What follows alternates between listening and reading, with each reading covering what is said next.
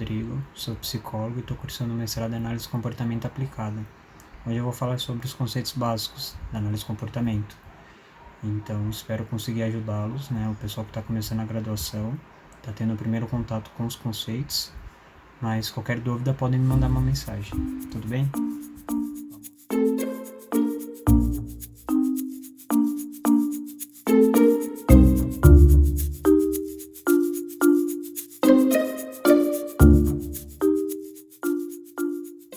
Nesse vídeo eu vou falar brevemente sobre a definição de ABA, a relação entre organismo, ambiente e comportamento.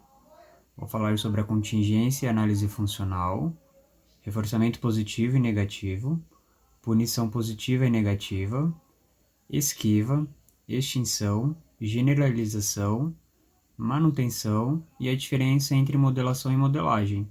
Então espero poder ajudá-los. Então vamos lá.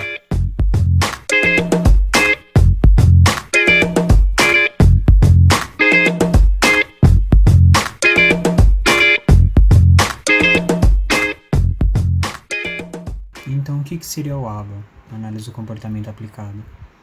A análise do comportamento aplicada ela é uma ciência e não uma metodologia, como costumam dizer, que estuda a interação entre o organismo e o ambiente.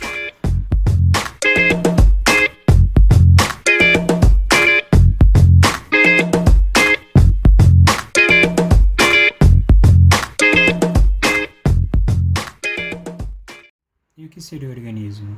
O organismo podemos dizer que seria qualquer ser vivo. Um ser humano, um animal, uma planta, uma bactéria, um vírus. Já o ambiente seria tudo que cerca esse organismo vivo. Então digamos que estamos falando de um animal, no caso um cachorro. Então esse cachorro é um organismo, um ser vivo. E tudo que cercar esse cachorro é ambiente para ele. Então a ração que ele come é um ambiente para esse cachorro. A interação que esse cachorro tem com outros seres vivos também seriam ambientes para esse cachorro. Então, digamos, a minha interação com esse cachorro, eu seria um ambiente para ele, mesmo eu sendo um organismo vivo também. Aí você me diz, Rodrigo, entendi. Então eu sou organismo e tudo que me cerca é ambiente para mim. Mas qual que é a finalidade dessa divisão? É que a partir do ambiente que você está, você vai apresentar comportamentos diferentes. Então, cada ambiente que você se coloca vai demandar de você uma postura diferente em relação ao lugar que você está. Então, digamos que na faculdade você apresenta determinados comportamentos que são esperados, como estudar, prestar atenção no que o professor está dizendo e por aí vai. Já no bar não, os comportamentos que são demandados são outros, como interagir com as pessoas que estão ali no meio, beber álcool, digamos assim. Então, cada ambiente vai te demandar comportamentos diferentes, e não só os ambientes, no caso dizendo físicos, mas ambientes que dizemos sociais, como outras pessoas. Então, a relação que você tem com uma professora é diferente da relação com que você tem com seus pais. E também é diferente da relação que você tem com seus amigos. Então, cada relação molda os nossos comportamentos. Então, nem sempre a gente vai se comportar da mesma forma, porque a partir do ambiente que estamos, vamos reagir de formas diferentes.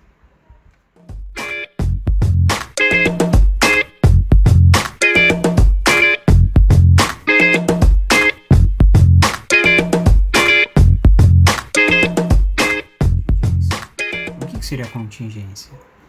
É uma ferramenta da análise do comportamento que utilizamos para analisar o comportamento em questão.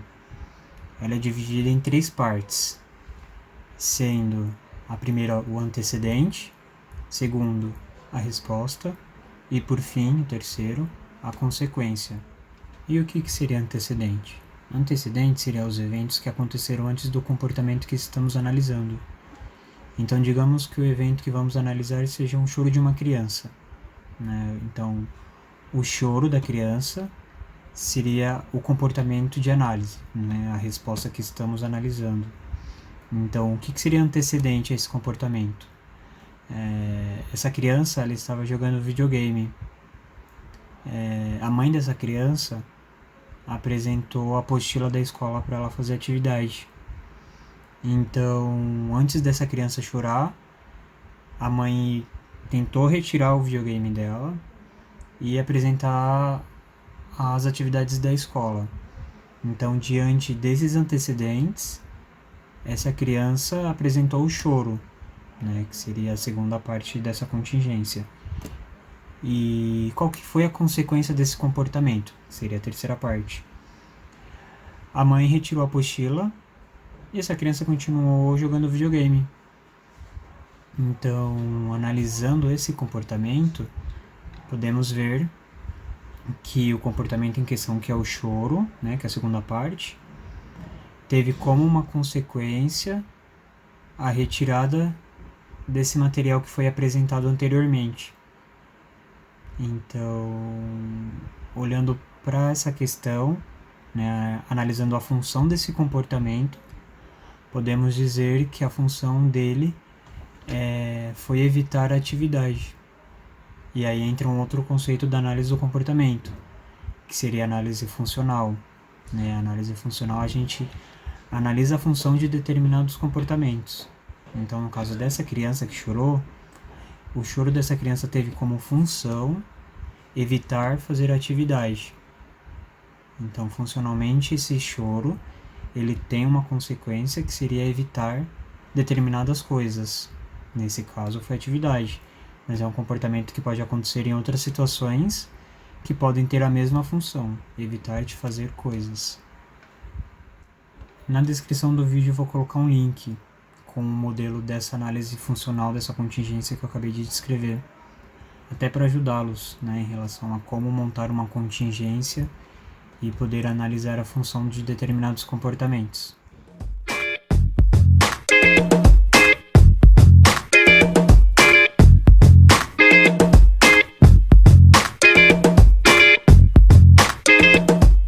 O reforçamento, ele é uma consequência de um comportamento que apresentamos.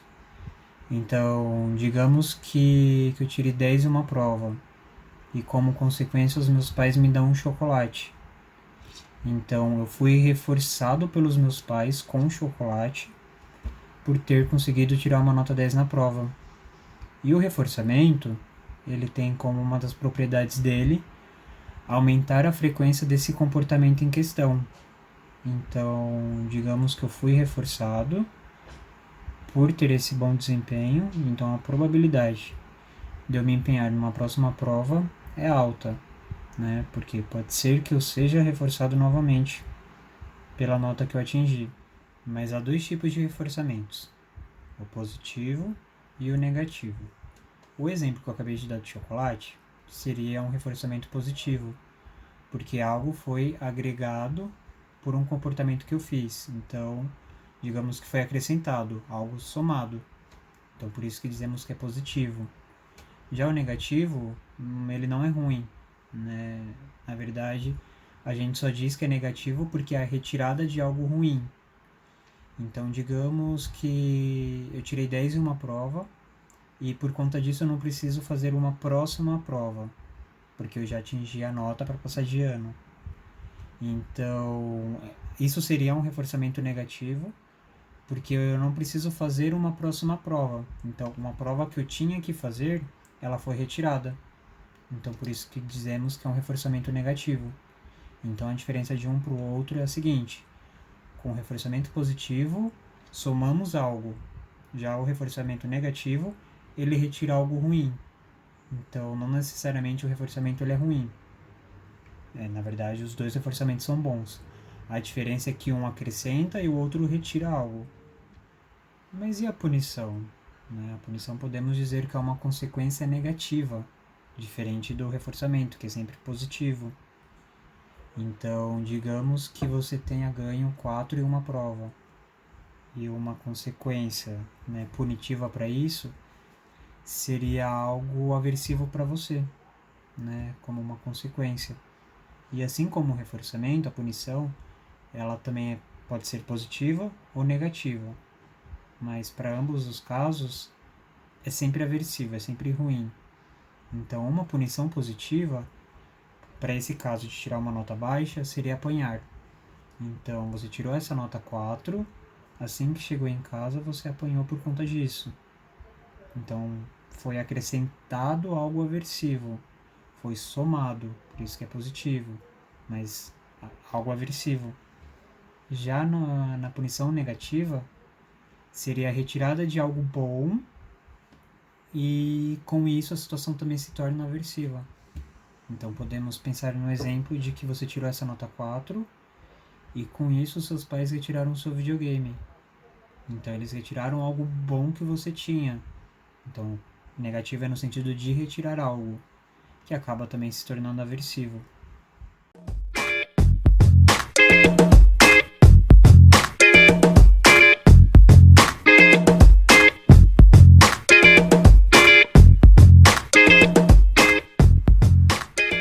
E a esquiva? A esquiva é um comportamento adaptativo, que todo mundo de alguma forma apresenta. Porém não é um bom comportamento, né? Porque com a esquiva a gente não aprende a lidar, a confrontar determinados comportamentos que poderiam ser aprendidos, né? Então, digamos, apresentar em público. É comum que muitas pessoas acabem se esquivando disso, né? Então, podem apresentar comportamentos como faltar na aula, se sentir mal fisicamente, e é algo que de fato acontece, né? A pessoa não faz isso de forma consciente, simplesmente acontece. A pessoa pode se sentir nervosa diante da apresentação e diante disso ela acaba se retirando da sala. Então a esquiva ela tem como função a retirada de algo aversivo. Então todo mundo de alguma forma apresenta esquiva. A questão é a gente poder identificar e fazer diferente. A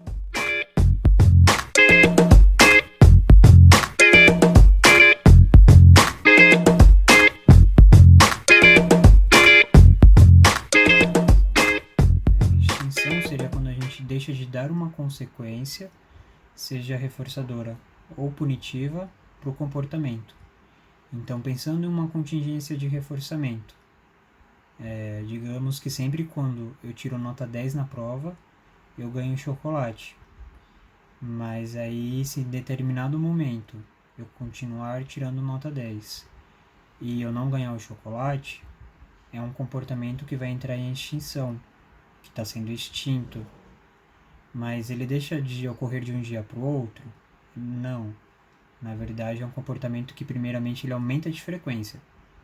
Então, se antes eu tirava a nota 10 só na disciplina de matemática, agora eu vou tirar na de português, de geografia, eu vou me esforçar em diversas disciplinas para atingir essa mesma nota e tentar ser reforçado. Mas se assim eu não conseguir, eu vou variar esse meu comportamento, né? Vou apresentar outros comportamentos em que talvez eu seja reforçado para poder ganhar esse chocolate.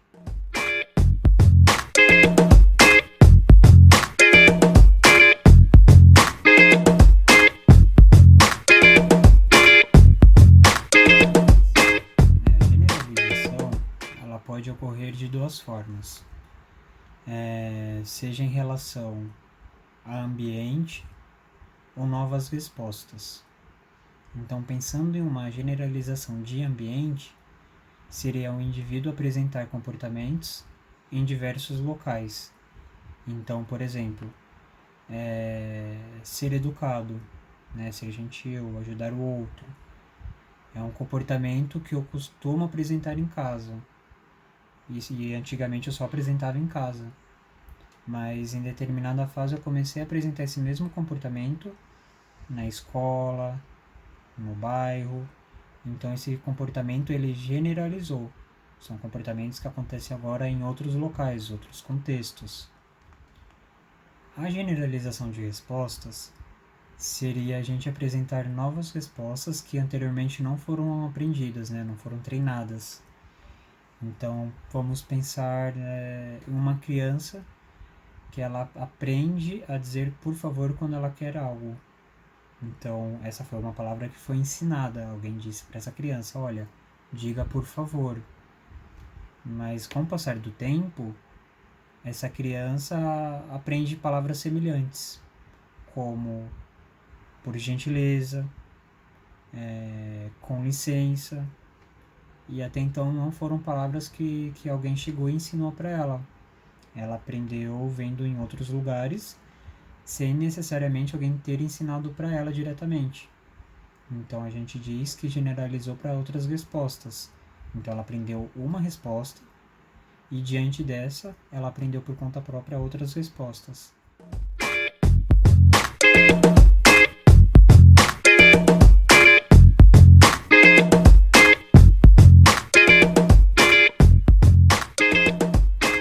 Agora eu vou falar da diferença entre modelação e modelagem.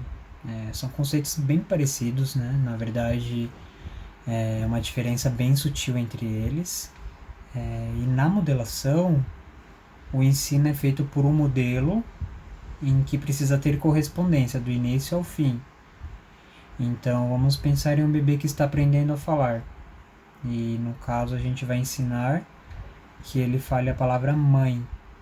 Então, a gente vai dizer mãe, ou no caso que é o modelo, e a gente vai esperar que ele repita. Então, seria um modelo de aprendizado a partir de um modelo.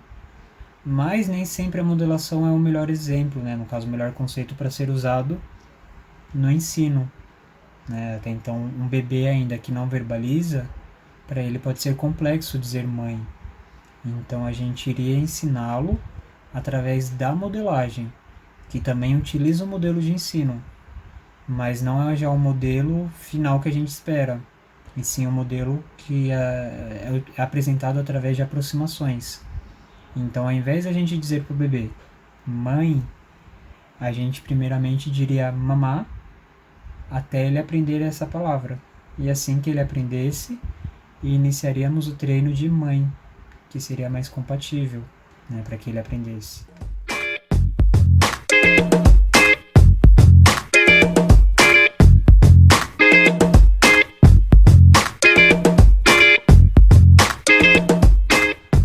A manutenção, né, o que seria? Seria de tempos em tempos você retomar, né, o conteúdo de algum aprendizado que você teve. Então, por exemplo, inglês. Né, após você ter aprendido, ter feito curso e, enfim, ter terminado, de tempos em tempos a manutenção seria você retomar o conteúdo que você aprendeu, para garantir que não se perca, né, que não se esqueça. Então a manutenção seria uma forma de garantir que aquele conteúdo aprendido não se perca. Então de tempos em tempos você acaba retomando aquele aprendizado. Bom, pessoal, por hoje é isso. Espero ter de alguma forma ajudado vocês. Mas caso algum conceito não tenha ficado claro, podem mandar mensagem que eu respondo. Obrigado e espero que tenha ajudado vocês. Um grande abraço.